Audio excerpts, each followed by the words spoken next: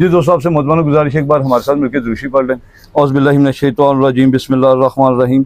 अल्लाहुम्मा सल्लि अला सय्यदिना मुहम्मदिन व अला आलि सय्यदिना मुहम्मदिन व बारिक वसल्लम। या हय्यु या क़य्यूम ला इलाहा इल्ला अंता सुब्हानका इन्नी कुन्तु मिनज़ ज़ालिमीन। अमजद अली ऑफिशियल चैनल देखने वाले मेरे तमाम दोस्तों को अस्सलाम वालेकुम। दोस्तों, आज फिर हम प्रोफेसर साहब के पास आए हैं, इनसे टाइम लिया प्रोफेसर साहब से। तो आज का जो टॉपिक है ना वो छतरी वाले कबूतरों पे होगा।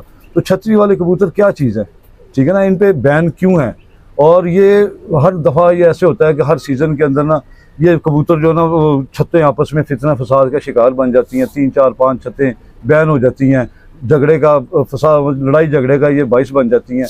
तो छतरी वाले कबूतर हैं क्या? तो प्रोफेसर साहब से पूछते हैं कि इन छतरी वाले कबूतरों पे बैन क्यों है। अस्सलाम वालेकुम सर। जी वालेकुम अस्सलाम व रहमतुल्लाहि व बरकातहू। क्या हाल है सर? ठीक ठाक है? कैसी तबीयत है? आप बताएं। ठीक है जी अल्हम्दुलिल्लाह सर, दुआएं। सर आपका टाइम देने का शुक्रिया। माशाल्लाह दोस्त भी आपको बहुत ज़्यादा लाइक करते हैं, तो आपके प्रोग्राम को शौक़ से देखते हैं। कई दोस्तों आपकी शागिर्दी के ख्वाहिशमंद हैं, पाकिस्तान से भी और पाकिस्तान से बाहर भी। लेकिन सर आज का जो मेरा टॉपिक है वो छतरी वाले कबूतर है। छतरी वाले कबूतरों पे बैन क्यों है, इसकी वजह क्या है, ठीक है। और इसके बाद दोस्तों आगे शनाख्त में भी जाएंगे। अभी फ़िलहाल प्रोफेसर साहब से यही पूछते हैं कि छतरी वाले कबूतरों पे बैन किस वजह से है, क्यों बैन है इस पर? जी सर। जी बहुत शुक्रिया अमजद साहब आपका दावत देने का, और दोस्तों का भी बहुत बहुत शुक्रिया है जो चैनल को देखते हैं, पसंद करते हैं और रिक्वेस्ट भी करते हैं। और हम तो उनकी रिक्वेस्ट को ऑर्डर ही समझते हैं। ऑर्डर ही है सर, कोई शक नहीं। हाँ जी। तो दोस्तों की मोहब्बत है, क्योंकि मोहब्बत एक ऑर्डर ही होता है। हाँ जी। तो अच्छा, टॉपिक की तरफ आते हैं। टॉपिक ये है कि ये छतरी वाले कबूतर क्या है, इन पर बैन क्यों है। जी ऐसे ही है। और वाकई आपने बड़ी सही बात की कि बहुत ज्यादा लड़ाई झगड़ा भी हो जाता है, सब कितने फसाद का शिकार बन जाते हैं। बड़ी बड़ी छतें बैन हो जाती हैं, बिल्कुल ऐसे लोग उसे मशकूक नजरों से देखते हैं। बल्कि अब तो इस वक्त बड़े बड़े नाम आ रहे हैं। मैं नहीं नाम नहीं लूंगा, सबको पता है कि बड़े परिंदे उड़ते हैं और लोग वो कहते हैं कि जी इनमें पट्टी वालों का क्रॉस है। तो ये क्या मामला है, ये क्या होते हैं, बैन क्यों है? देखिए, जो कबूतर आसमान में उड़ते हैं वो बुनियादी तौर पे तो दो ही किस्म के हैं जी। एक वो है जो बुलंदी पर जाते हैं, हाई फ्लायर जी, और एक वो है जो बुलंदी पर नहीं जाते, बुलंदी से नीचे ही इंसानी आंख के सामने रहते हैं।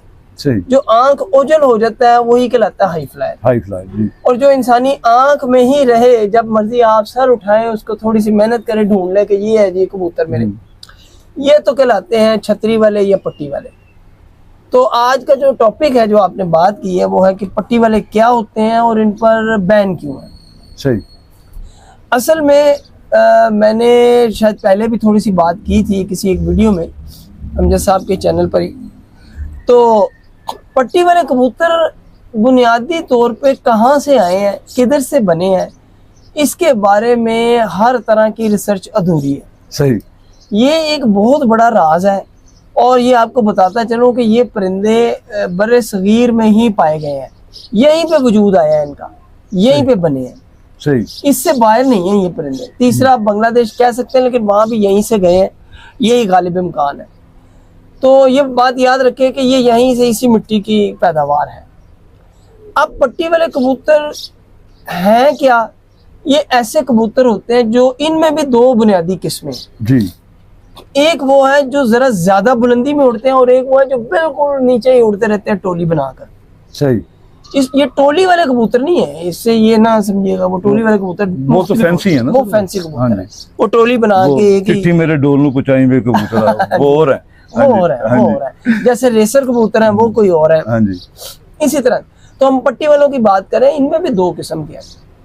एक वो जो जरा ज्यादा बुलंदी पे उड़ते हैं और एक वो तकरीबन नीचे, जिसे हम अपनी जुबान में आध में कहते रहते हैं, इधर ही नंगा फिरता रहता है। 1 घंटा सर वो चमक में रहते हैं और 1 घंटा नीचे आ जाते हैं। तो ये बड़ा उनका टाइम पक्का है। 1 घंटे को तोड़ते नहीं है सर वो। 1 घंटा आसमान में, वो भी डुबाई नहीं करते, नजर आते हैं, चमकों में नजर आते हैं, और 1 घंटा नीचे। बिल्कुल ऐसे जी।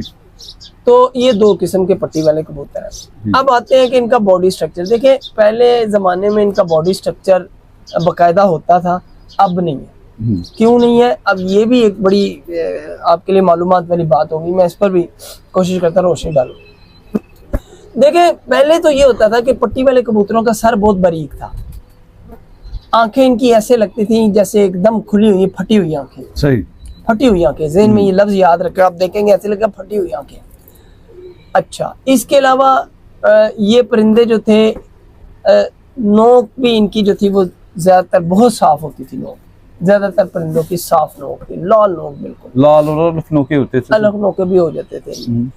तो इसके अलावा गर्दन इनकी बड़ी मखरूती सी हुआ करती थी, और इनकी गर्दन पे कभी भी ज्यादा बाल नहीं हुए, फर कम होती थी, फर कम होती थी। ये प्रेल कबूतर नहीं थे, और स्लिम एंड स्मार्ट थे, और बहुत ज्यादा ये तेज और गर्म खून के कबूतर हुआ करते। ये पुराने वक्त में जो हमने कबूतर देखे, मैं उसी लिहाज से बात कर। फिर क्या हुआ कि पट्टी वालों ने हाई फ्लायर को क्रॉस किया, हाई फ्लायर वालों ने पट्टी वालों को क्रॉस किया। अच्छा, ये काम कई साल तक जारी रहा, आज भी जारी है। तो क्या हुआ कि ये कबूतरों का बॉडी स्ट्रक्चर हो गया मिक्स। सही, आज आप देखेंगे कि आपको पट्टी वाले कबूतर हर रंग में मिलेंगे, हर नस्ल का जो हाई फ्लायर है वो आपको पट्टी वाला मिल सकता है। अब मामला जो है वो हो गए जी मशकूक जी, हमने साहब, सीधी बात। हाँ जी। अब हो गए मशकूक। अब जो बंदा के मैं देख के बता दूंगा वो झूठ बोलेगा, तो वो ये मामला ये क्या है पट्टी वाले कबूतर का, और फिर इन पर बैन क्यों लगा, क्यों बैन, हमारा जो सवाल है। हाँ जी। तो पट्टी वाले, मैंने भाई मुख्तसर साहब को बता दिया कि इस वक्त पट्टी वालों की बज़ाहिर उनके जिस्म से, उनकी जिस्मानी साख से, बॉडी स्ट्रक्चर से उनकी पहचान कोई नहीं है। हाँ, जहाँ पे ओरिजिनल पट्टी वाला पड़ा होगा वो ऐसे एक सेकंड में आप पहचान लेंगे। उस्ताद की आंख वो बता देगा यार ये तो पट्टी वाला कबूतर है। लेकिन जहाँ पे वो कोई क्रॉस ब्रीड में आ गया तो शक पड़ेगा, कभी नहीं पड़ेगा, कभी पड़ेगा, कभी लगेगा, कभी नहीं लगेगा। सही। इसलिए बॉडी स्ट्रक्चर से तो बात हो गई मशकूक जी, ठीक हो गया।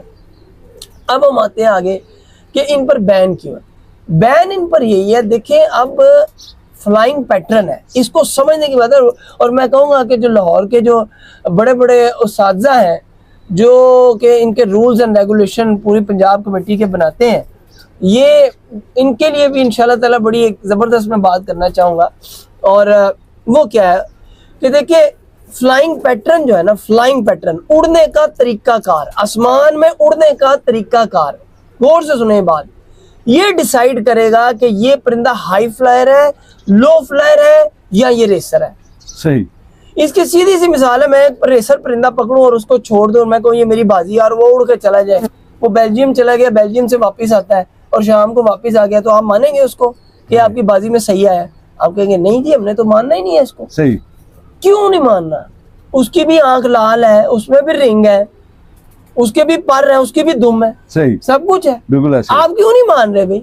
वो तो पूरा हाई फ्लायर के स्ट्रक्चर का है, रेसर कबूतर। देख ले, हाई फ्लायर से भी 4 गुना आगे है वो, जितना वो प्रेल है, कोई कबूतर प्रेल नहीं है आपका।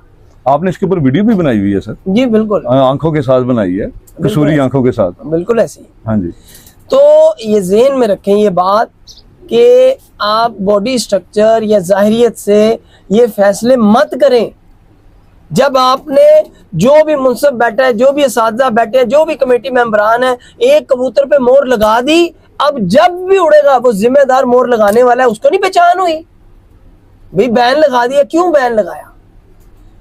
बात यह है कि आपने जब मोहर लगाई, आप इस काबिल ही नहीं है कि कबूतर को देख के पहचान सके, तो मोहर क्यों लगा रहे हैं? सबसे बड़ा क्वेश्चन है। सही बात। तो बाजी उड़ने लगी है भाई, मोहर लगा दी, बात खत्म हो गई। मोहर का मतलब कि इस बात पे मोहर लग गई कि ये कबूतर उड़ेगा। अच्छा सर, ये बहुत अच्छी आपने बात की है, मोहर लग गई, उस कबूतर को शामिल करना चाहिए, वरना उससे स्टैंप लगे ही ना। जब वो स्टैंप लग के परवाज करके वापिस आता है तो उस छत मालिक के साथ बहुत बड़ी ज्यादती होती है, जिसका ये परिंदा काटा जाता है, ये उसका उसका जो ना हक मारा जाता है। यहाँ तो आप उड़ाने से पहले मुंसब ट्रेंड भेजे, दिहाड़ी वाले मुंसब ना भेजे, अड्डों से पकड़ के ना भेजे, अड्डों से पकड़ के ना भेजे। आपके इतने नाम है तो ये ना कि मुंसब कोई ऐसा भेजे जो काबिल हो। मुंसब भी अगर आपने मुंसब ने स्टैंप लगा दिया तो वो पास है, बिल्कुल वो पास है। हाँ क्यों? मैं जो बात कर रहा हूँ जरा ध्यान से सुनिए। ये बात ये है कि आपके जो रूल्स एंड रेगुलेशंस है ना, उसके मुताबिक बात कर रहा हूँ कि आपने तो ज़ाहिरियत से देखना ना जी, लाल आंख वाला हो, ये गोल्डन है तो ये पट्टी वाला नहीं है, ये फलां काली चोंच वाला है तो पट्टी वाला नहीं है। सारे पट्टी वालों में सब कुछ पाया जाता है। सही बात है। एक कराची का टूर करके आ जाए, सब कुछ लग पता जाएगा। कराची बड़ा सप्लाई कर रहा है सर। वो एक उस्ताद साहब है, मैं उनके प्रोग्राम देखता रहता हूँ, कराची के बड़े मशहूर उस्ताद हैं। तो मैं वो कह रहे हैं मैंने बड़े कबूतर पट्टी वाले टैडी भी तैयार करके भेजे हैं, फिरोजपुरी भी तैयार करके भेजे हैं, चीने भी तैयार करके भेजे हैं। ऐसे वो कहते हैं कि मैं खुद मतलब कि तैयार करता हूँ। बिल्कुल सही कह रहे हो, पहचान नहीं सकता कोई, नहीं पहचान सकते। तो ये मैं समझाना चाह रहा हूँ, माशाल्लाह बड़े बड़े समझदार लोग हैं जी जी, कि ये जाहिरियत पे फैसले नहीं हो सकते। आप मोहर लगा के फंस जाते हैं। आप तो अपने उसूलों के मुताबिक पूरे नहीं उतरेंगे। जिस पर बैन लगाए भाई मोहर क्यों लगाई है, वो बंदा अकलमंद हो, वो पीछे पड़ जाए। हाँ जी, भाई मोहर लगाते वक्त तुम्हें समझ नहीं आई है, अब कौन सी समझ आ गई, हारने लगे वो तो 100 पट्टे डाल। नहीं, असल मामला ये नहीं है। इन पर बैन क्यों है? बैन इन पर है कि इनका फ्लाइंग पैटर्न ठीक नहीं है। परिंदों का फैसला होना चाहिए उड़ने की तरह। जैसे मैंने रेसर कबूतर की अभी बात की है, कबूतर वो सीधा जा रहा है, एक डायरेक्शन में जा रहा है, सीधा जाई जा रहा है। आप कह रहे हैं जी ये तो चला गया सीधा, ये तो आपको एक बाजी में नहीं पड़ सकता, खत्म हो गया ये। इसी तरह से जो लो फ्लायर है, दो किस्म के हैं। एक बिल्कुल नीचे उड़ते रहते हैं, एक थोड़ा सा ऊपर थोड़ी सी बुलंदी में उड़ते हैं। ठीक हो गया।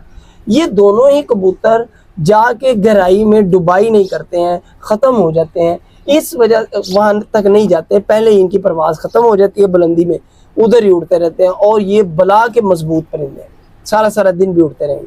तो इसलिए ये जहन में रखें कि फ्लाइंग पैटर्न, उड़ने का जो अंदाज है, बराए मेहरबानी उसकी बुनियाद पर पट्टी वालों का फैसला किया जाए, ना कि उनकी नोक, उनकी पर या कोई गोल्डन है या टेडी है। वो तो सब कुछ इनमें पाया जाता है, सब कुछ पाया जा रहा है। नहीं सर, मैं आपके साथ एक बात और करूंगा, किसी को बुरी लगे तो मैं माजरत चाहूंगा एडवांस, ठीक है ना, पेश की माजरत है कि एक मुनसब ने स्टैंप लगा दी है, उस छत वाले को चाहिए कि उस पर डट जाए कि आपके मुनसब ने स्टैंप क्यों लगाई है। बिल्कुल ऐसे वो बाजी अगर वो काट रहे हैं ना कबूतर, तो वो उस बाजी का जो उसका खर्चा आया हुआ है ना, वो सारा उस मुनसब को या उस छत मालों को उसके ऊपर डालना चाहिए जो जिसने वो मुनसब भेजा है। बिल्कुल आपके पास काबिल मुनसब है नहीं है, कबूतर आप बताते हैं हमारे बड़े काबिल है, काबिल मुनसब भी तो रखे साथ, ठीक है। छत वाले का दिल तोड़ देते हैं, एक बेचारे ने मेहनत की थी पूरा साल, और उसकी मेहनत में 2 सेकंड में आप मलिया मेट करके पानी फेर देते हैं जी। रिजेक्ट करता, तंजीम ने रिजेक्ट करता, इंतजामिया रिजेक्ट कर देता। इंतजामिया को ये सोचना चाहिए कि उस छत माले के साथ क्यों ज्यादती की आपने।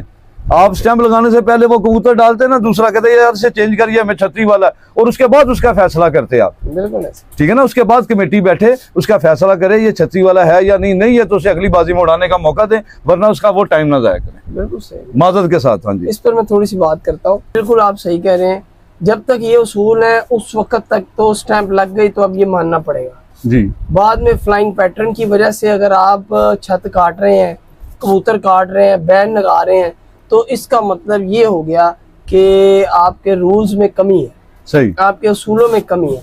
उसूल बनाए कि फ्लाइंग पैटर्न डिसाइड करेगा स्टैंप लगने के बाद भी। अगर फ्लाइंग पैटर्न डिस्टर्ब होगा, क्योंकि गैर पैरम तो किसी को नहीं है जी, कि आने वाले वक्त में अभी आधे घंटे बाद कबूतर कैसे उड़ेंगे। सही। तो बराए मेहरबानी तमाम करता धरता जो है उनसे ये अमजद अली ऑफिशियल चैनल की तरफ से एक रिक्वेस्ट है कि अपने उसूल और कवायद को मॉडिफाई करें, उनमें जिद्दत पैदा करें। सही। और इसमें कोई बुराई नहीं। देखें, ये चीजें सारी आपने माइंड में रखनी है जो मैंने अभी बताई हैं कि गर्दन की, जैसे मैंने बताई कि गर्दन का परेल होना एक बहुत बड़ी खासियत है कबूतर के, उसके बाल ज्यादा हो, गर्दन ऐसे बैठा है जैसे आप बाज को बैठे हुए देखते हैं, परिंदा इस तरह हो। तो ये जो बुनियादी चीजें मैंने बताई हैं ये बिल्कुल बुनियादी बातें हैं। आँख की कोई कैद नहीं है। हाँ, अगर आपके जोड़े में नीला रिंग ज्यादा पाया जाए तो वो ज्यादा अच्छा होता है। नीले के साथ अगर काला थोड़ा एंड पर आ जाए नोक की तरफ तो वो बहुत ही अच्छा हो जाता है, उड़ाने के लिए और अच्छे हो जाते हैं। इसका मतलब होता है कि सारी नस्लों का आपने एक मुरक्कब सा बना, मतलब कि मुरब्बा कह लें, उसमें ये हो जाता है कि सबकी खासियतें जमा हो जाती हैं, ये ज्यादा अच्छा होता है। क्रॉस ब्रीडिंग हमेशा उड़ाने के लिए, जल्दी अच्छा जोड़ा बनाने के लिए ज्यादा बेहतर होता है। क्यों कि आपने बॉडी स्ट्रक्चर, पर वगैरह ये सारी चीजें मैनेज कर ली होती हैं, जिसकी वजह से कि आप कलर को नहीं देखते, नस्ल को नहीं देखते। परों के हवाले से याद रखें कि पर आप खोलें तो आखिर के 3 पर कम से कम ऊपर नीचे हो। आखिर के 3 पर ऊपर नीचे, एक परिंदा है जिसके आखिर के 3 पर ऊपर नीचे और काफी एंड पर जाके दराज कुंदा उसको हम बोलते हैं, तो इसका मतलब है वो बहुत अच्छे हैं। दोनों के पर ऐसे लग जाए तो बहुत अच्छी बात है। सही। तो तीनों बराबर हो जाए तो वो भी ठीक है सर। हाँ जी, बिल्कुल ठीक है। तो नहीं, एक तो होता है कि इस तरह वो जो एक मतलब हम कहते हैं बड़ी है, वो चीज नहीं मैं बोल रहा। मैं बोल रहा हूँ कि पर ऊपर नीचे हो, बिल्कुल ऐसे ऊपर नीचे आ जाए तीनों पर, पर के ऊपर पर चढ़ाओ, पर के ऊपर पर चढ़ाओ। इसको परों के लॉक बोलते हैं, अक्सर मैं कहता रहता हूँ। वो कभी इंशाल्लाह मौका मिलेगा तो मैं कबूतर पकड़ के जो है ना वो जरूर किसी इसमें आप प्रोग्राम बनाया हुआ है, लेकिन कबूतर के बगैर किया। हाँ जी, वो इसीलिए मैं कह रहा हूँ ना, वो कबूतर पकड़ के इंशाल्लाह एक्सप्लेन भी कर देंगे। तो ये बहुत जरूरी है। कबूतर के पर जो है जब आप खोलते हैं तो आखिर के जो पर है 3-4 पर, वो उनका झुकाव थोड़ा सा नीचे की तरफ हो जैसे ही आप खोलते हैं, और उनका वजन थोड़ा सा महसूस हो, समझ ले कि आपने सुपर जोड़ा बना लिया, सुपर जोड़ा बना लिया।